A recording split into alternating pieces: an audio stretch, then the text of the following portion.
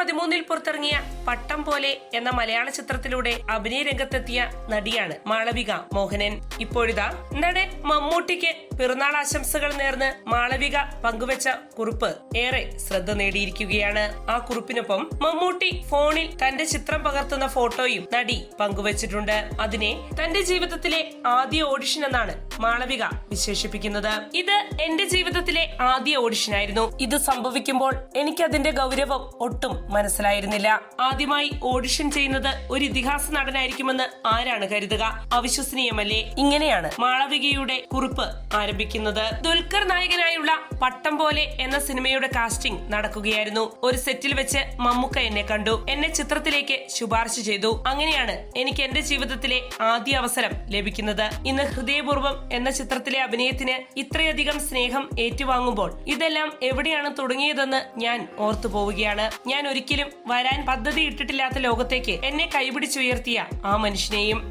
Malavika കൂട്ടിച്ചേർത്തിരിക്കുന്നു.